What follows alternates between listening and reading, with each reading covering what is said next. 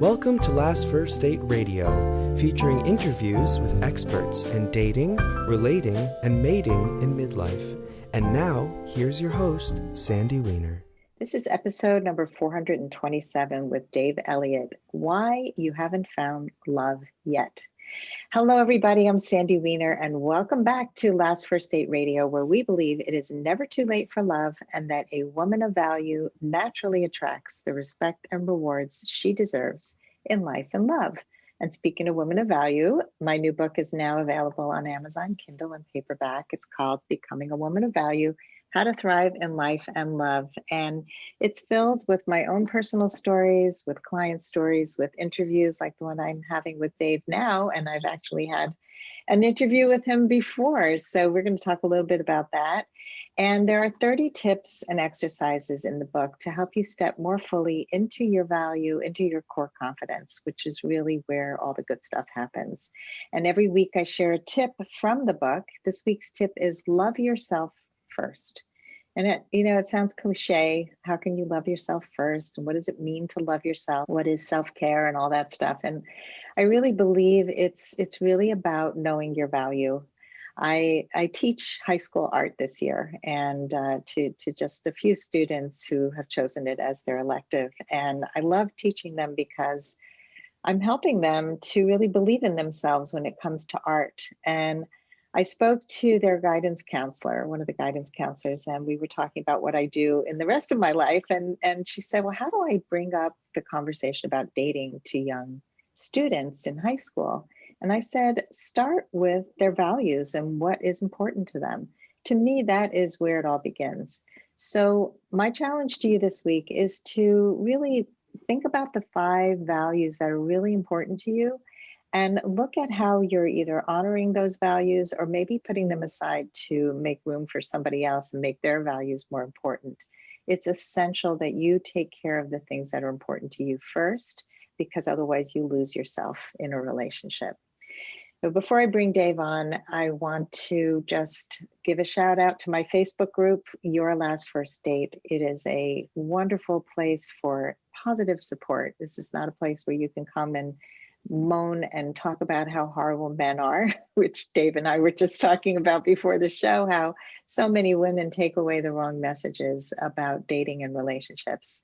And I want you to grow and to find your last first date. And so head on over after you listen to this episode to Your Last First Date. And now for Dave. Dave is, he's a noted expert, an author. He's an international speaker, an accomplished relationship coach, and he gets results for his clients who are global, all over the world. And I have heard him speak in person. I love Dave. He's a really talented author and coach, and he's gifted at teaching smart, amazing women how to bring out the very best in men rather than suffering through their worst. And I want to just hold up his book if you're watching this on YouTube. It's called The Catch Your Match Formula. This book was a book that he talked about the last time he was on my show. And a lot of my clients purchased this book and loved it. So it's a really fabulous book for helping you to ace online dating. And you have another book out, which is what I think your podcast is pretty much based on. So Dave, welcome to the show. You can hold up your new book and tell us about that. Absolutely. Thank you so much. This is a book, same stuff, different date, based on the popular saying, same stuff, different day. I'm really glad to be here, and congratulations to you on your book. I meant to say that to you. That's awesome. Thank you. Thank you. So let's talk a little bit about relationship coaching. How did you begin getting involved in that? Yes. So my humble beginning was I got divorced. It's been quite some time ago now, but it's a humbling experience. I believe you're familiar with it as well. It's one of those kind of things that happen in life where you realize that, man, there's some things that I need to learn about this. And that was sort of my entree into the journey. And along the way, I discovered personal development. I discovered Stephen Covey's 7 Habits of Highly Effective People. And I thought it was a huge game changer. And it got me into other types of personal development work. And then specifically, I started to get more into the relationship. And I just basically started to study the best of the best. And I kind of voraciously got into everything I could find, because it was a painful experience that I was not looking to repeat ever again. And so I started to really understand it in brand new ways, in ways that I wasn't going to understand based on my personal experience prior to that. And so I got to be pretty good at it and was able to get results for other people, started getting results for myself as well. And it's an area that I've done a lot of work on to heal, both for myself and others. And I'm blessed to do this work now. It's been 12 years this year.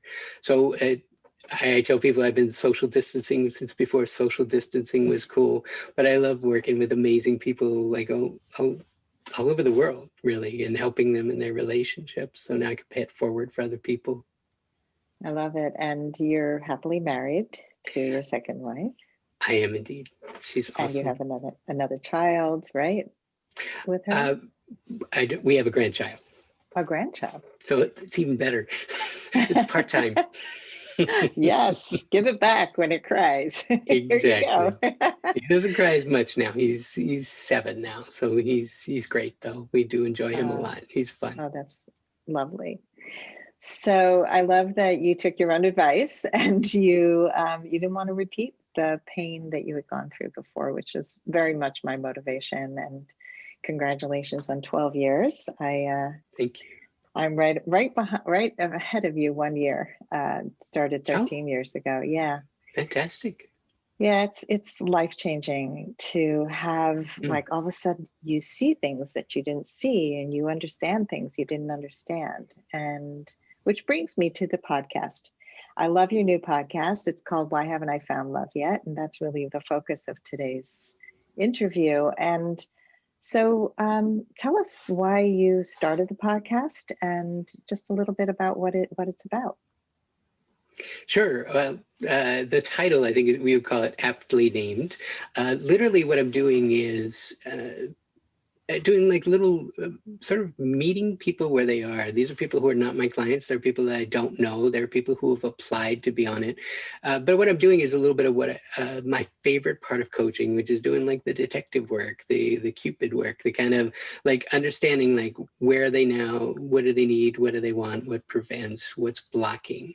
And the book that I showed earlier, same shit, different date, is based on why we keep getting the same lessons over and over again, even though we don't necessarily know they're the same lessons because they look different every single time.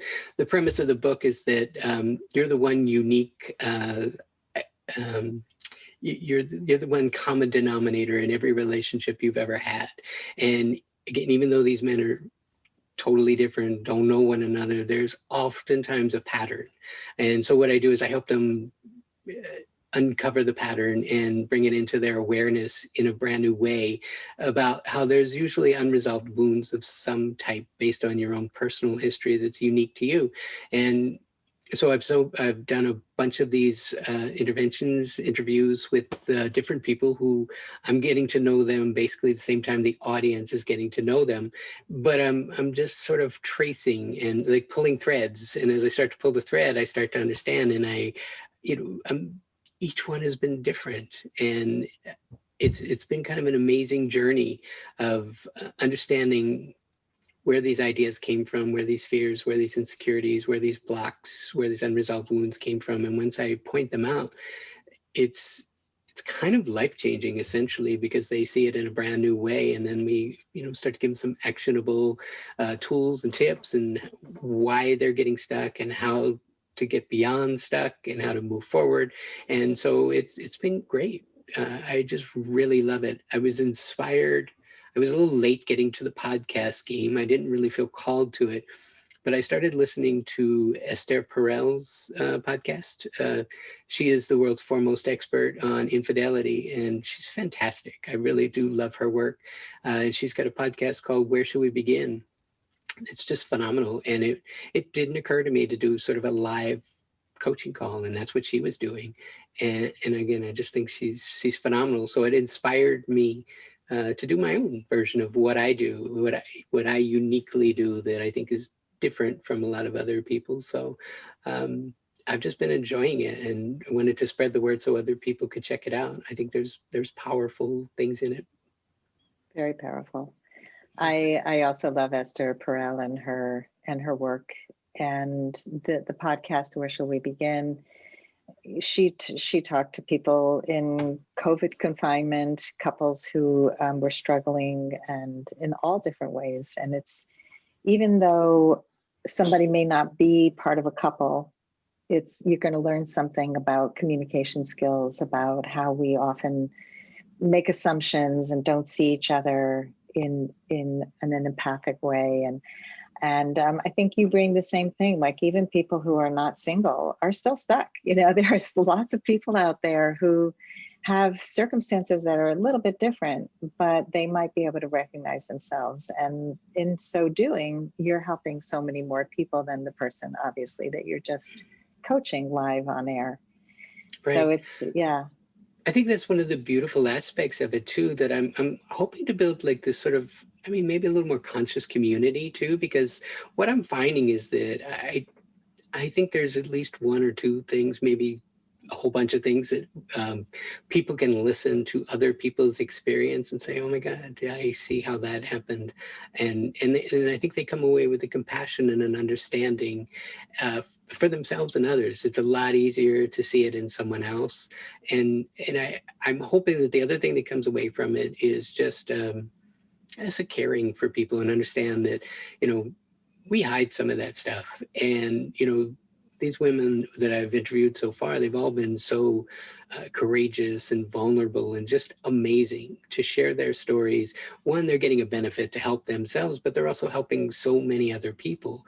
Because I think, it's only about 12 problems in the whole wide world, and we all have different variations on them or where we get stuck. So, it's really common. And I just think that they give people a window into basically their own history and a way that they can probably relate very well.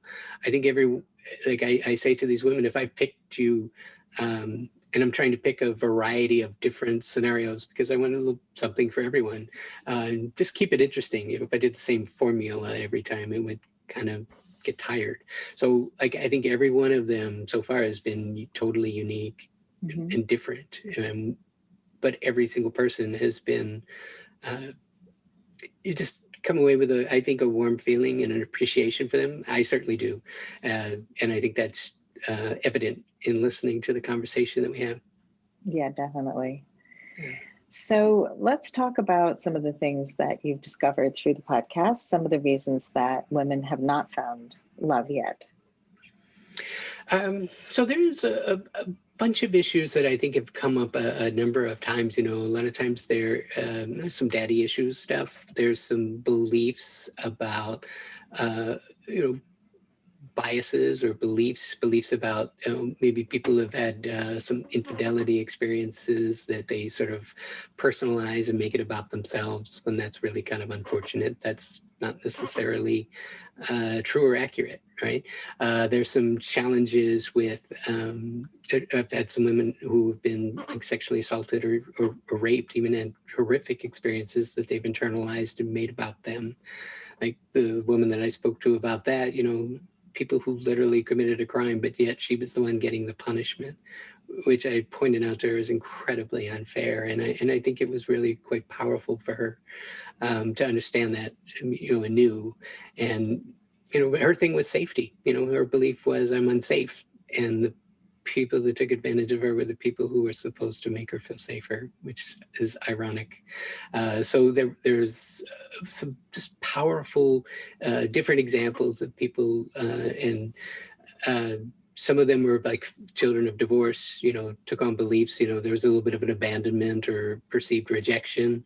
Again, a lot of it is about the childhood wounds that come in the first 7 years of life. And in the first 7 years of life, that's essentially where you create all your beliefs about the world. Is it a beautiful world where it's nurturing and kind and everyone looks out for you? Or is it kind of a dog-eat-dog world where you're on your own and nobody really cares? So suck it up, buttercup, kind of thing. So, that's been kind of fascinating too, and understand that how how pliable these beliefs are, that when they're taken on as such a foundational belief or a foundational stage, and I'm trying to think of an example of, in one of the examples, there was a woman that said, there was some kind of a meme that she had seen on Facebook. She said, I can't have a great career, a great relationship, and a clean house. Something's got to give.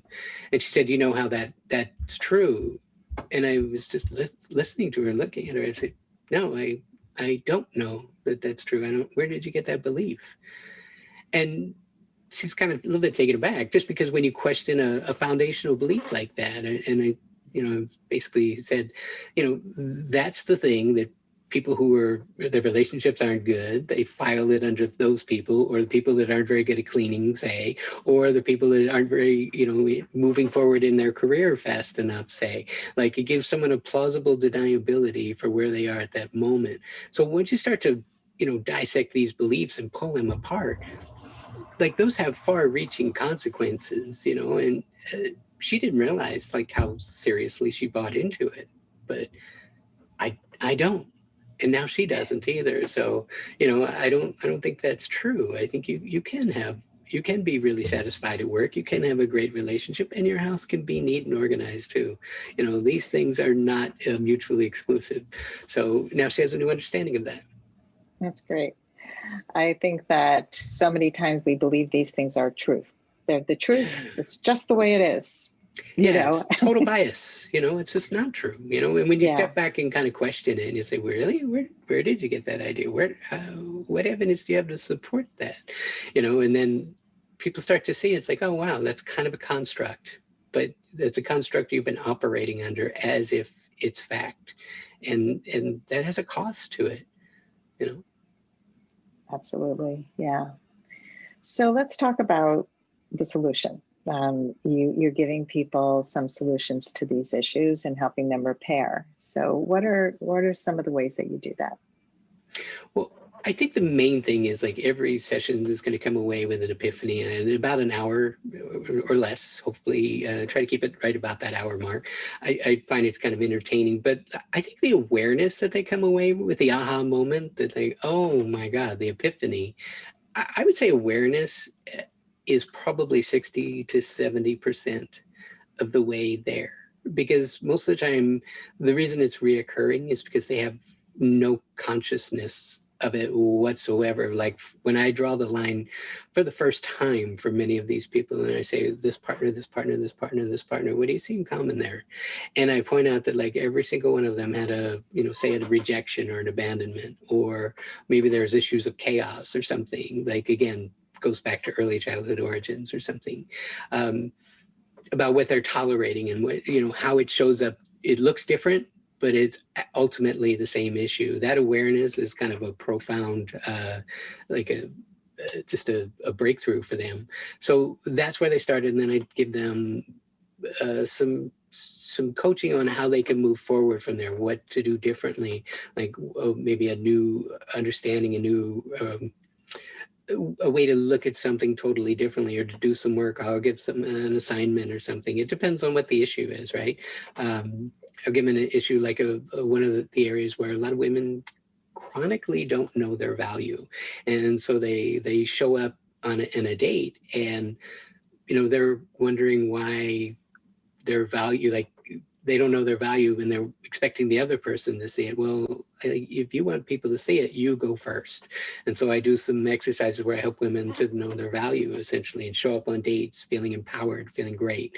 A way to pretty much get a second date just about anytime you want one. So I give them some strategies on how to do things like that. Again, it depends on what the issue is, but it's first the awareness and then the tools about how to shift. I'm sure that you do pretty much identical things too.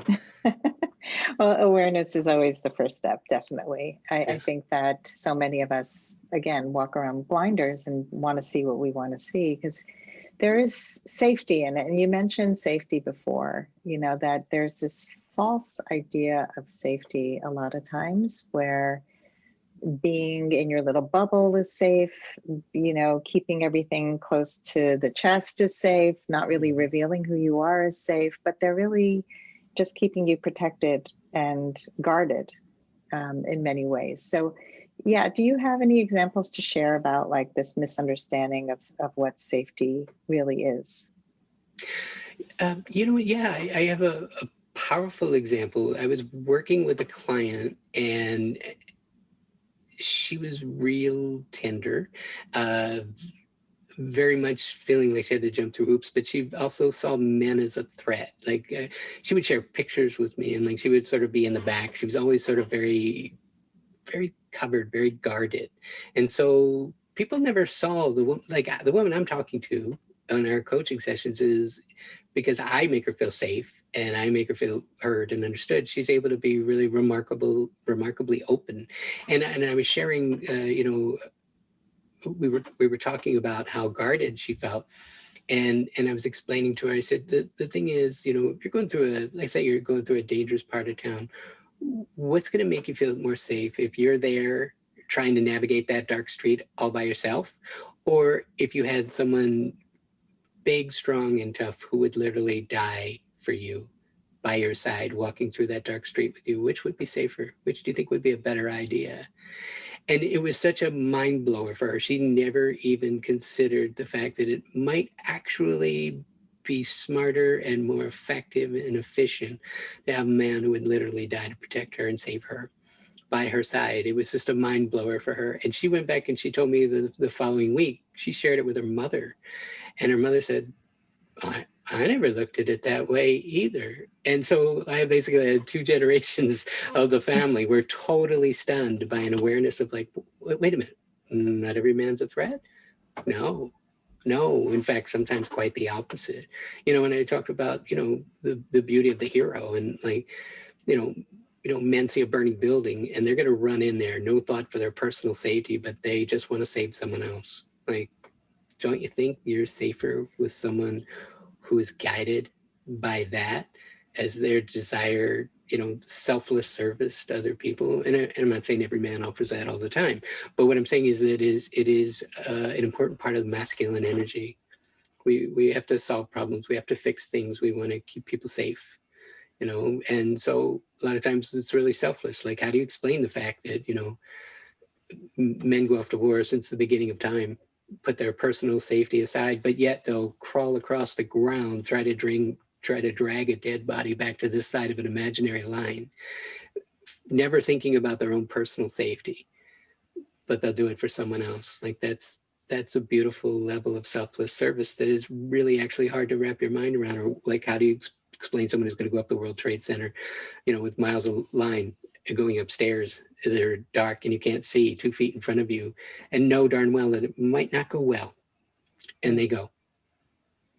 There's a beauty in that. Yeah, I think for a lot of people listening, they're I can imagine they might be thinking like, how do I know that it is that kind of person? Like, what are the signs that this is a person who actually will keep me safe? Because I think a lot of people are attracted to people who are not good for them, based on those first 7 years. Right. The people who actually will not keep them safe, who replicate the people who are unhealthy in their lives. So for people like that who really don't believe it, how, they need something tangible. Like, how will they know? That's such a great question. And it's funny because it's a little bit of a conundrum. The thing is, I think when you put your personal safety on other people all the time, I think you'll oftentimes be disappointed. I think the key is you trust yourself instead of trying to trust the rest of the world, which is exhausting. And mathematically speaking, at least 3 times out of 10, you're going to be wrong because other people have their own decisions and they do things for their own reasons. And they're going to make the decisions that they want to make based on their own needs and biases and whatever, and fears and insecurities and history and all that stuff.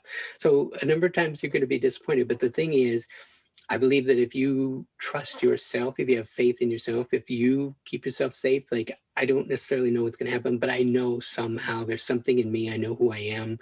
I know how I'm committed to showing up. I know I've bounced back from more difficult things before. I'm not going to put everything on other people. I'm going to be somewhat, responsible for myself. I may get my heart broken here. I'm not saying that. But I'll learn something in the process, or I'll bounce back, or it'll teach me something, or I'll be better in some way because of it. And then I think you just move forward into the future with less fear and less anxiety and less story about, if all you focus on is risk, you'll just get more risk.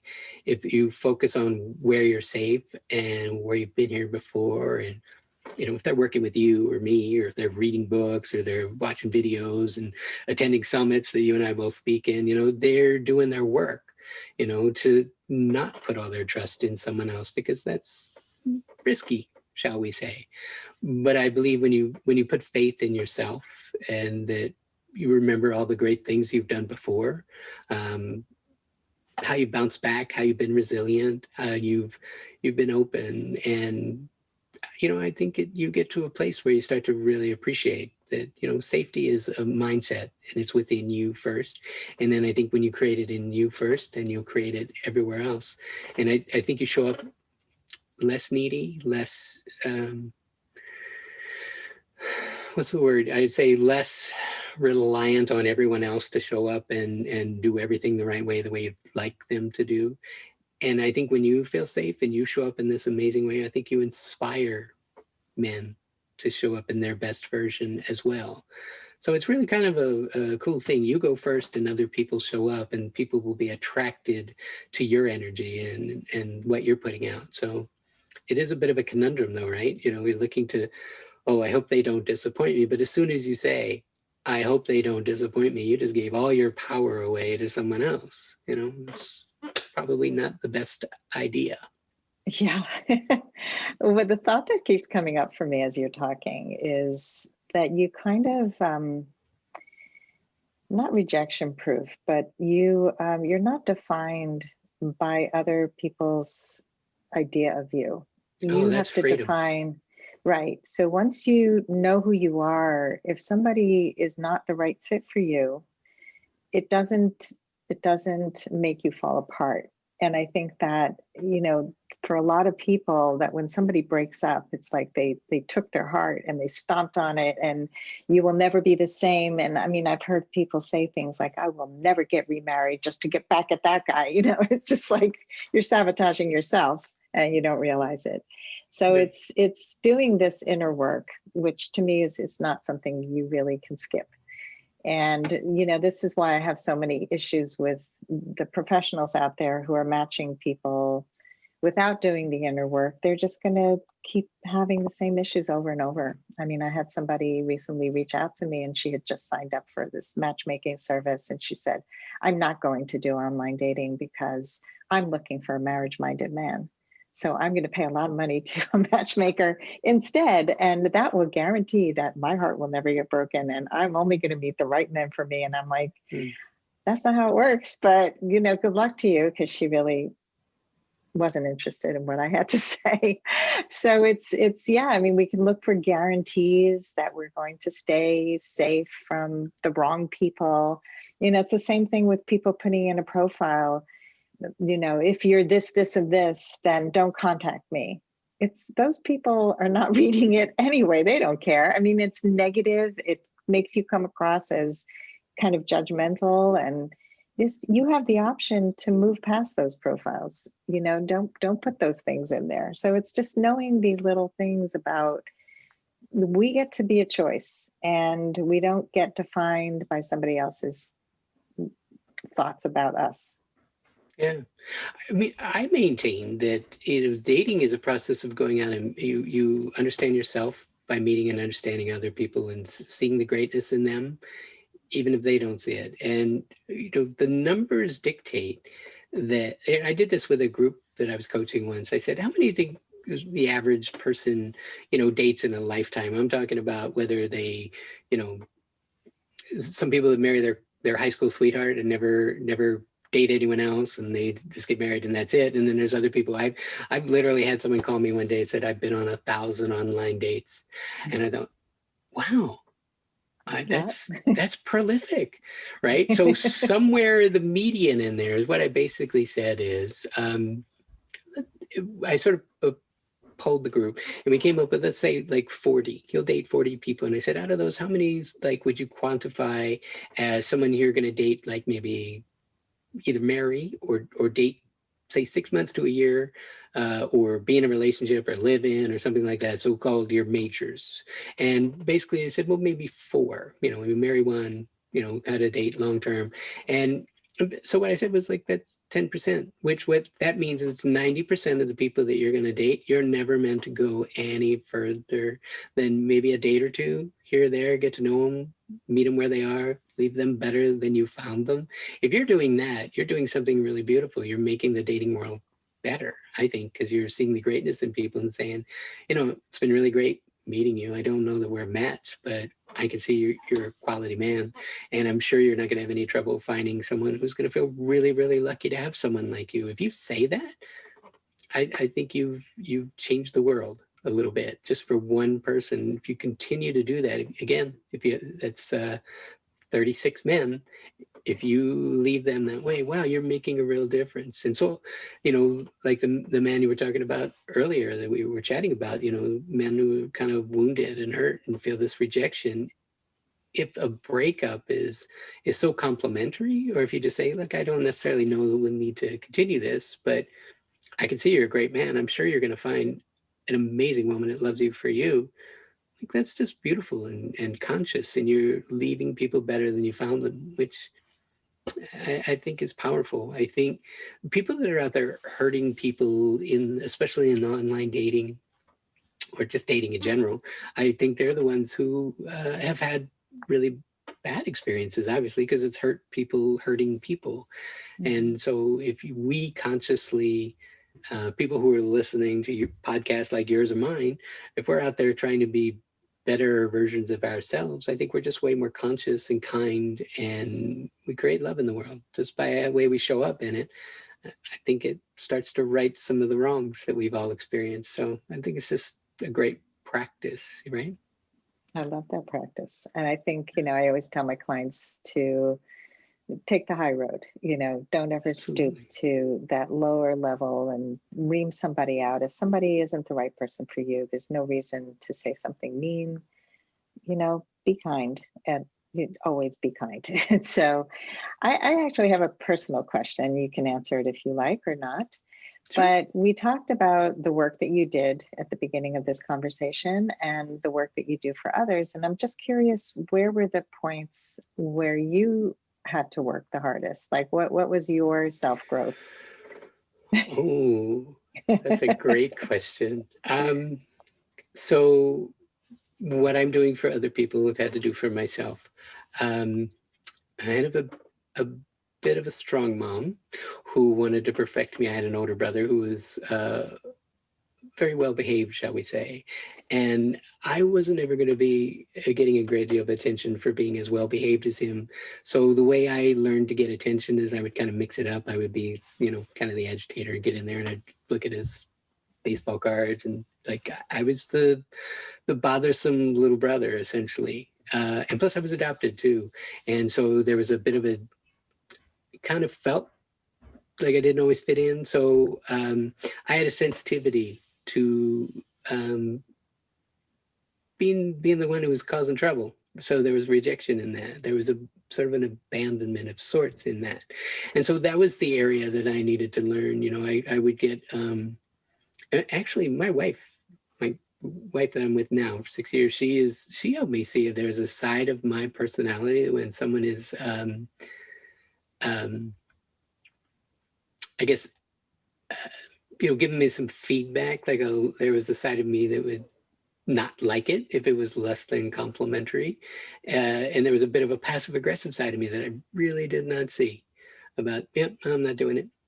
Not going to do it. I was just digging my heels. And look, it wasn't I identified him as Axl Rose, who was a famous rock musician who would get angry at people. He was kind of, I think, had some challenges, right? He's doing way better now, but he would be so angry he would like dive off a stage and punch people because they took his picture. Like, he had a real anger issue.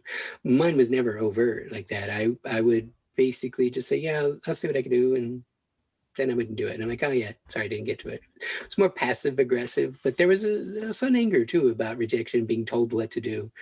I wasn't really good at that because again, I was always felt like I was being told what to do. And look, if you go through life looking for, you're not telling me what to do, are you? You know, and you bristle at that and you reject that. Like, what else do you miss? You know, you miss someone asking for what they want. You know, you miss good feedback.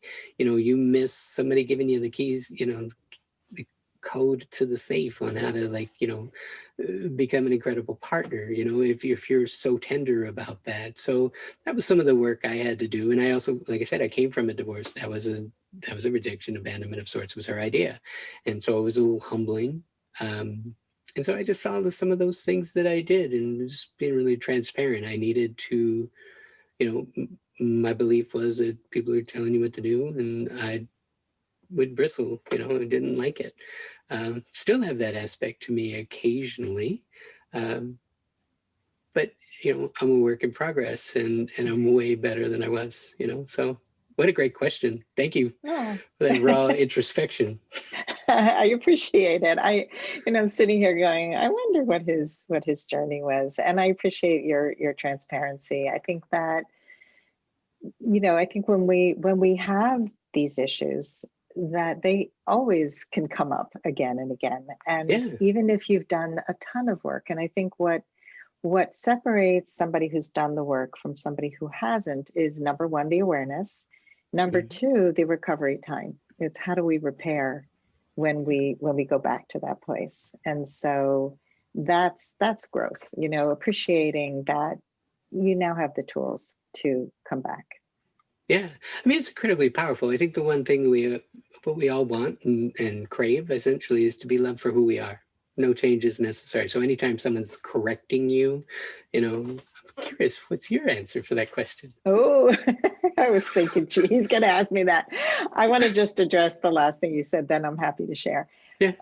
Loving us for who we are. And I want to say that who we are is actually lying underneath the surface. And so somebody who does the inner work is actually revealing more of who they are, not just here's who I am and just take it or leave it. Mm-hmm. So what are my issues? I was definitely a rebel like you. I had a very good, you know, well-behaved older sister who was very much, you know, to the books. And I had thoughts and beliefs that were very different from my family. And I also grew up in a home with a lot of conflict, terrible communication style, a lot of mind reading and yelling. And so I knew I didn't want that, but I didn't really know what I wanted. I had a depressed father who was manic depressive. And there was a lot of adultifying early on where I felt like I was the parent. So I walked around believing that no man will ever come through for me. I realized that a number of years ago, that all men will fail me on some level. So that was my belief. And that was something I had to work through, that I had overcompensated in my childhood to survive. And in order to thrive, I had to let go of that belief that all men will eventually not come through. Yeah. So I would look for it, you know. And that creates a hypervigilance too of, you know, having someone who, you know, you had to constantly, is he okay today? Is he okay? Is he angry? And I was watching a video. It was supposed to be a comedy, but it was Dr. Daniel Amen, like the world's foremost expert on, you know, brain health, was doing a test on this woman who was a comedian, and he was saying, you scored incredibly well, off the charts, on being able to look at pictures and in a microsecond understand if there's a threat. Like, you have an incredible hypervigilance. And she said, I had two parents who were alcoholics. And she's like, it's a superpower. She could scan in a half a second. She's like, no threat, no threat, no threat, threat. Like, she could totally spot it. And like, that's one of the things. So if that is totally ingrained and it is a survival mechanism for you, it's not the easiest thing in the world to undo that, especially if you don't know you're doing it, right? So like, that's the kind of thing. If you have a volatile house, right, and you had to constantly be managing, looking for either one or both parents, or a sibling even. I have a client whose brother also got into the act too. It's tough. Yeah. So Yeah. But I think it's made me a better coach. It's made me a better absolutely. partner. It's made me a better person, better mom for sure. Like Yeah. knowing what I needed to do to help my children have a better legacy moving forward. And it's, we can either take it and learn from it and grow from it, or we can walk around as victims and think this is just our lot in life. And I do not like being stuck. That's a really big ingrained thing of me. I hate stuckness. And so I'm always looking Right. for a solution. How do I get out of it? And so this is why coaching is such a great profession for me, because I get to use the skills that I had to learn to survive and thrive and help them just like you. So it Yeah. makes us And better. I love the fact that, it's not an easy question to answer, right? But because we know the power of vulnerability and we go first, right? And I think it's really tremendously freeing, to be able to cough up and claim your own stuff. Yeah. It's empowering, when you know that doesn't have a hold on you anymore. It's a piece of history, but it's not your story. So, Yeah. it's powerful. Yeah, and I appreciate your vulnerability. I last night I was leading my coaching group on a conversation about sex, and that's a really vulnerable topic. And one woman who's never been married and never had children was sharing in the Q&A, and she got very teary that she never had kids, and she's so afraid that a man is going to see that side of her and reject her for that. And everyone in the group was so moved by her tears and her heart. And I said, bring that to dating. Like any man who's worth his, weight is gonna love that part of you. He's gonna Right. embrace the part that, you're sad and you're mourning, and that's part of who you are. That's your heart. And it was so moving. And it's just, people carry so much shame around the things that they didn't even have control over. Right. We don't always have control, like you said before. And such a Um, judgment too, because again, if you look at mathematically, probably 3 out of 10 men would actually say, "No kids, awesome, sign me up." Like yeah, they might not right. want them either, but she feels so much judgment about it. Like she doesn't see that there are people out there who would actually think that's a benefit. Yeah, They would actually think that's great. What do you mean problem? That's no problem. I don't want right. kids. Like they probably had women break up with them, right? So say, you know what, I really want kids, and you don't want kids. I don't see how this works, and so they've actually been rejected for that thing. And so if he goes and meets someone who hasn't had kids, and that's where it is, and they, oh my God, this is perfect. Of course that's not a problem. Yeah, yeah, it's a good way to look at it. There's somebody for I think everyone. it's exactly, and it's really starts with that self-acceptance. I accept the fact that this is where I am in life, and it's not where I wanted to be, but it is where I am, and I love myself anyway, and Yeah. it's being able to do that. So let's end with a question about sabotaging.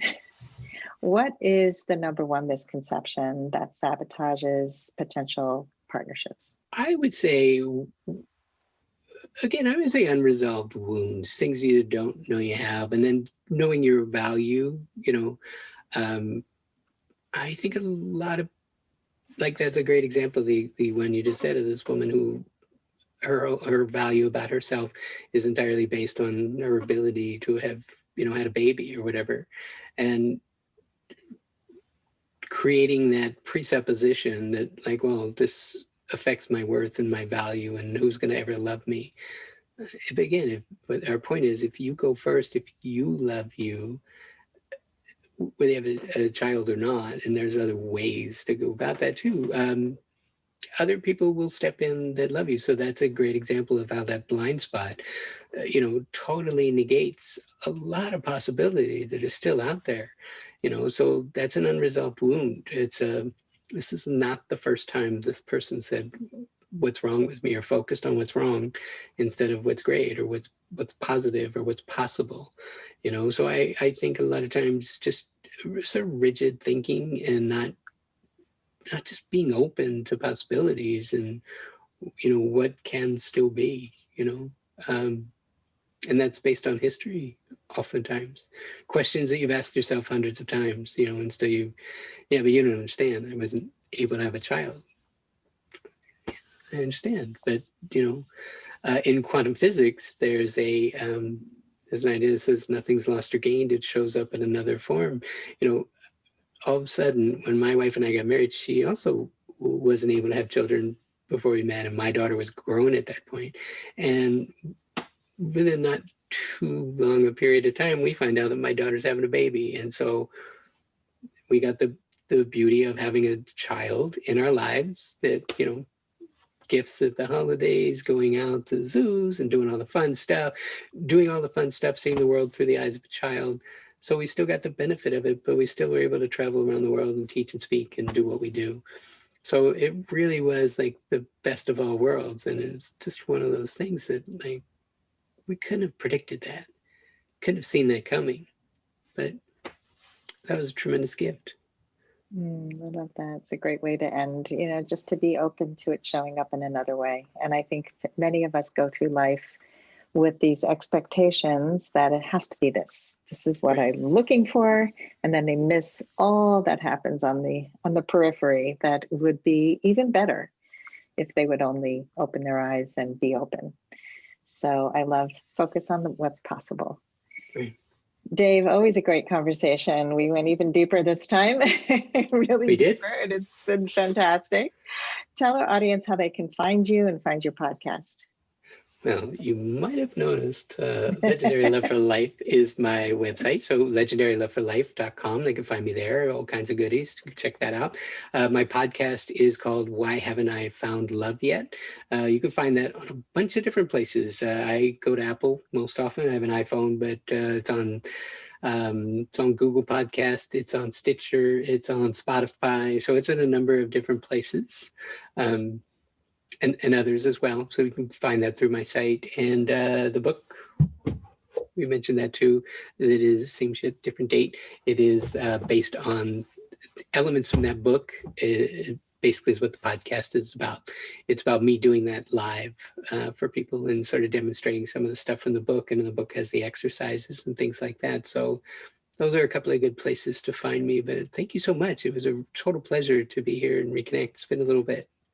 Yeah, great to have you back, and always a great conversation. I'll put links to everything in the show notes, and thank you everybody for listening today. If you love our show, please rate and review us.